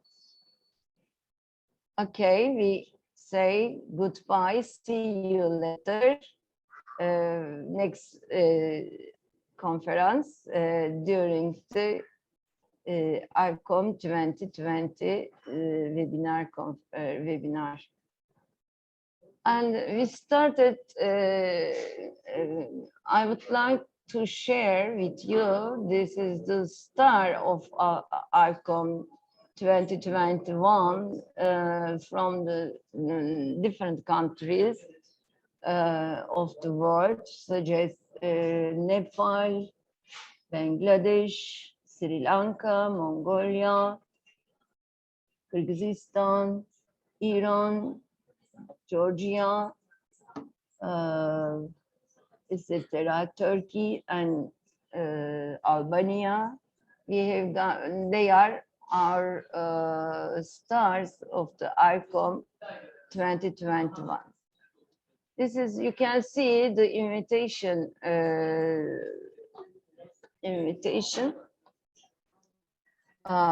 poster and the general poster of the conference. And you can see the different posters of the different sessions from Azerbaijan, Nepal, India, etc., Sri Lanka, Pakistan. Another poster of the session, group 2 of ICOM 2021. Another group 3 of part 1 of the ICOM 2021, ICOM Pakistan, ICOM National Committee Albania, non-governmental organization from Iran and Turkey, ICOM Turkey, and together with joint seminar together with the Müzeder, non-governmental organization in Turkey. And group 4, the last session of the IVCoM 2021, belongs to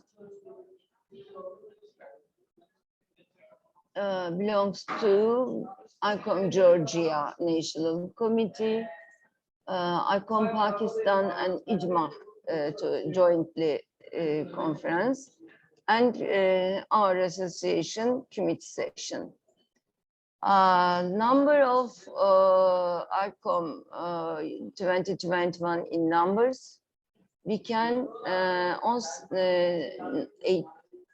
18 partners. Profile of the partners joint session, ICOM International 1, ICOM National Committees 11, NGOs 5, Museum 4, Museum 1, University 1. Total, we have got 104 speakers. The profile of our speakers from international organization, UNESCO 1, ICOM 4, and national committees of the international organization, UNESCO National Committee 2, ICOMOS National Committee not available, ICOM National Committee 17, NGOs 14, Museum staff 28, University Research Institute 21, PhD candidates 3, Institutions Resource Center 7, Ministries 3, others, companies, firms, etc. 4. In the topics we negotiate in this group, the future of museums, recover and reimagine, recent discoveries, open air museum, etc. You can see all of them. Museum and Sustainable Development Goals, Gandhara Heritage and Buddhism in Asia. The Silk Road is very, very important and rich webinar. In my opinion, it is very mysterious.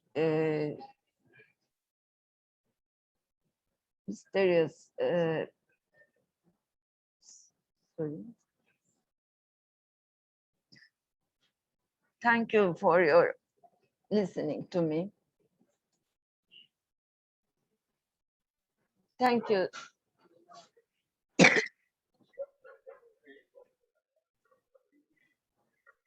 Thank you, Dr. Eli, to give me the floor. Thank you so much, Madam Saadet. You summarize all the organization in 15 minutes, both 2020 and 2021. Thank you for your all words for the organization and efforts. Thank you so much. I want to give words to the ICOM Pakistan President, Dr. Ruksana David. Please, floor is yours. Thank you so much for the endnote speaking. Yeah, thank you, Professor Kjord. And Professor Sadat has wrapped it up so beautifully, statistically. I think you've done a great job. So I don't have a presentation, but I'm going to speak. Dear ICOM friends, museum professionals, and heritage experts, we reach the end of the Part 1 Group 4 conference. It has been a great experience for all of us, bringing us together on a single platform from different corners of the world to discuss and listen to whatever is relevant to museums and how museums can be made relevant in this new world order.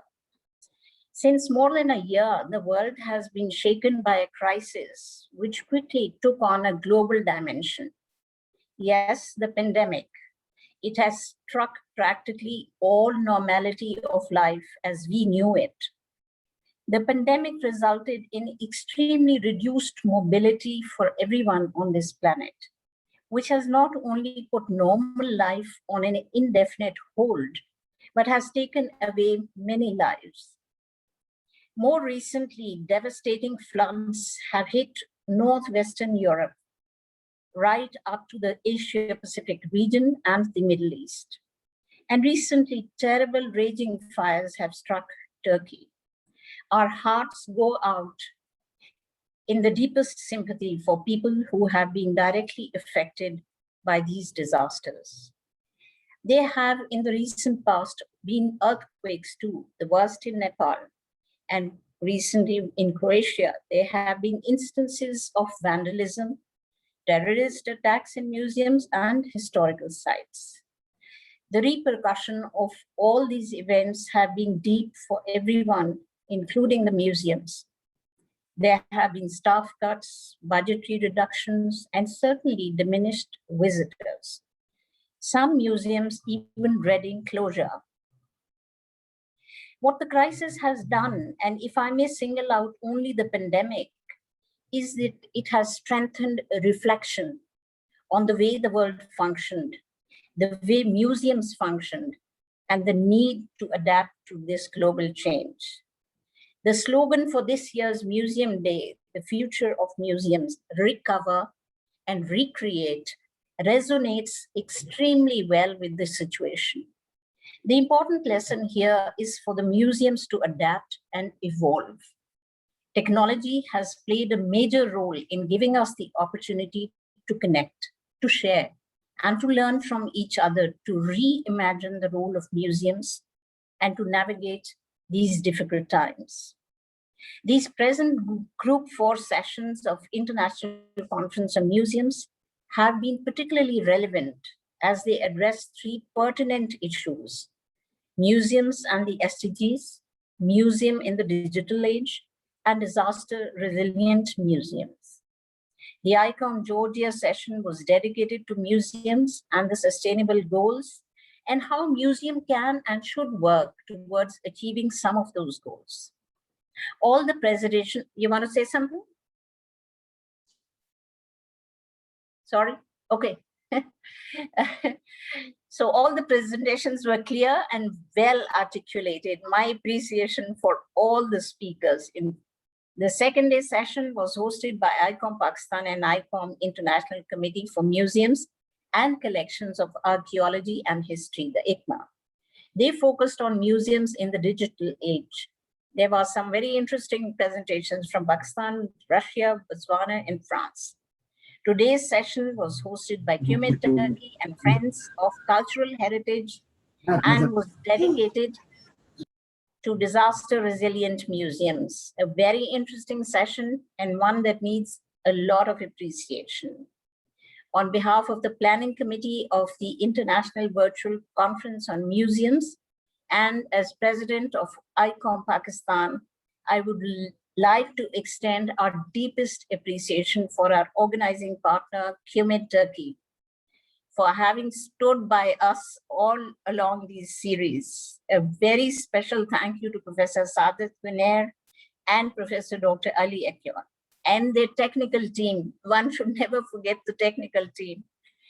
Jamile, Nafise, Nagin, and Denise.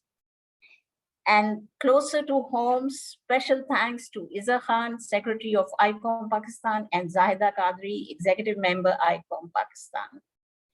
Both KUMID and ICOM Pakistan have, over the past many months, worked very hard to put together these series of talks and presentations. I would, of course, like to thank all the collaboration and the participation extended by all participating ICOM national committees, cultural organizations, and universities from various countries across the world. I will take a moment to acknowledge Mr. Javed Akhtar, the former President ICOM Pakistan, whose idea it was to undertake this conference. He has been instrumental in giving it shape. So thank you, Mr. Javed. ICOM Pakistan and its executive board in its meeting has decided not to take this series further from here for the time being. We might revisit and take it up later. So this is only a goodbye till we connect again. Special thanks once again to our partners, KUMID Turkey. I don't think this would have been possible without you. I wish everyone continuing progress and great success in the work museums do to preserve and celebrate the wonders of culture that the past has given to the world, and what we in the present are going to leave behind. Till we connect again, goodbye. Thank you so much, Dr. Ruksana David. Is there any one share about the ICOM organizations, please? You can directly share this. What? Especially Emmanuel Huatwi and the other ICOM partners. I just have to say that I really want to present a paper on Gandhara and Buddhism in Asia in the upcoming year, which is going to take place. Yes, I mean, I just said for the time being, we're putting it on hold, but definitely because I have written to Professor Saadat. It has been a very hectic, a prolonged, period. And I think that the entire national committees of different countries and universities and heritage, personnel have really been very, very supportive. And they have given time, they have prepared, their presentations. And I think it has been very, very useful. And I find that we are, out of all this crisis, we've had the advantage of connecting online. And it has been easy for many of us to connect in this manner. So you're more than welcome to present you wanted to present something on Gandhara, right? Yes. I'm sure you'll get a chance to do that. Thank you. But Thank you so much. We had a session on Gandhara, Dr. Ali, didn't we? So, we had a session on Gandhara, but yes. Do it at that time. Okay. Anyway, I'm sure you will have a chance. So yes. Thank you. Sana, I saw Sana, the from Lahore Museum, and the student from student of first aid courses organized by the ICOM. Sana, do you please take your floors to say something for our session or for our conference, please? Hello, everyone.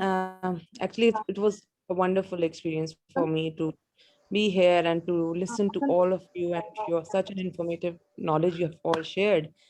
And being the part of disaster risk management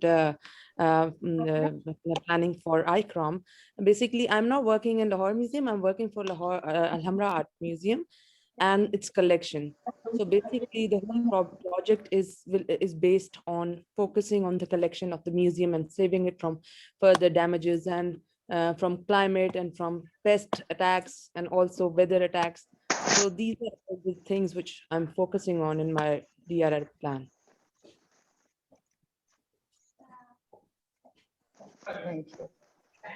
So right now, I just want to add here that I'm in the third and final phase of implementing the disaster risk management unit within the museum.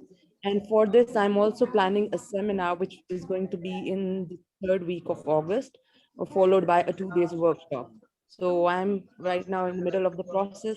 And let's see how things work because of the lockdown situation. And also, if time allows me, I will definitely go for that seminar on site. Thank you. Is there anyone to share something about the organization and any question, commitments? You can share with us freely, directly. Dear sister, dedicated. I just want to say thanks. I want to express my thanks for organizing international virtual conference on museums in this hard time, this COVID time, because all museum staff, many museum staff at home, staying at home, working from home. And first, I think this is very hard time for all of us. And it was very interesting to see experiences of many different parts of the world. For Mongolia, Pakistan, and Turkey, India, and many other countries, museums was very interesting and in some kind of new experience, I think. And I want to again thanks ICOM Pakistan and KUMID. And I think for myself, it is very hard to collect work with many countries. And I think technical team was every time before every conference, every group session, they had to work for very late, I think. It was a very difficult job, I think.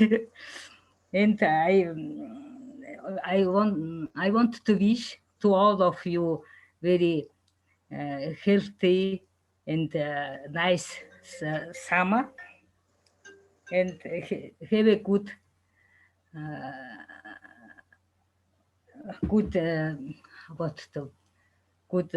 job and great success in your work. Thank you. Thank you so much. Mr. Emmanuel Hawadi, raise hand, please. Share.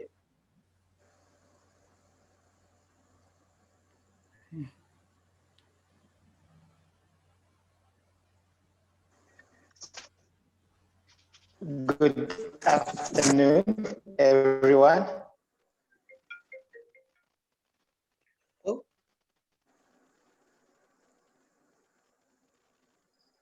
Hello, can you hear me? Yes, you can't of course. Hear me. Yes. Yes, we can. Okay. I just want to thank the organizers for this great conference. My name is Emmanuel from Zambia in Africa. I'm the ICOM president. And I would like to say this has been a great experience for me. I've really learned a lot. And I just want to reiterate a request that if it is possible to share the presentations to the participants. For us in Zambia, we really appreciate because coming from a developing country where technology is very problematic, this information can be very helpful to our ICOM members here for reference in the future. I just want to say, keep up the good work. I can see there's been a lot of work that has been going on in the background, and I think that is the spirit. The role of technology now to make museums relevant cannot be overemphasized. So it's important to share on such platforms, and we hope that in the future, more and more Zambians can benefit to join such a platform. Thank you very much, and keep up the good work. This is the way it's supposed to be. Thank you so much. Congratulations for a successful meeting. Thank you. Thank you so much, Mr. Emmanuel Vatri. I want to remind you again, you can visit our website and YouTube channel. You can see everything about the sessions, all the sessions, video, photographs, and you can see whatever you want. IVCoM.org website. You can follow these. At the end, is there anyone to share something before closing the session and part one sessions? Yeah, I would like to thank everybody on my personal level as well as on behalf of ICOM Pakistan. It was a great learning opportunity for us all. I believe we learned a lot through these coordinations with all the national committees and universities and other organizations. I believe it's a great learning opportunity, and we would love to continue that in later period of time, maybe next year, we don't know. I believe we should keep engaging each other. We should, I don't know what to say. So, but I would like to thank KUMID, especially Ma'am Saadat Ali and everybody in the team. I think even though we are on the internet, we can still clap, because I think this really requires a good clap, because it's been a wonderful, wonderful experience. And I believe we should also thank COVID because this would not have been possible without COVID. Initiating such virtual conference, engaging so many countries and people, I believe we made most of it, and I'm so glad about it. Thank you so much. Thank you. Thank you. I feel we are a very big family now, I think, as an ICOM members and partners. I think this is the end of the sessions. ICOM 2021 Part 1 Group 4 sessions concluded today. We are waiting for all museum professionals to new sessions in the new normal of the pandemic period. I wish everyone happy, healthy days and productive work for all. Thank you so much, all participants, speakers, all the museum professionals. Thank you so much. Thank you. Thank you so much, sir. All the partners and participants, speakers, together with not to say goodbye, but it's love. Thank you. Thank you so much. Yes, indeed, till we meet again. Yes. Yeah. Thank you. See you soon. Thank you. Thank you so much. Job well done. Job well done.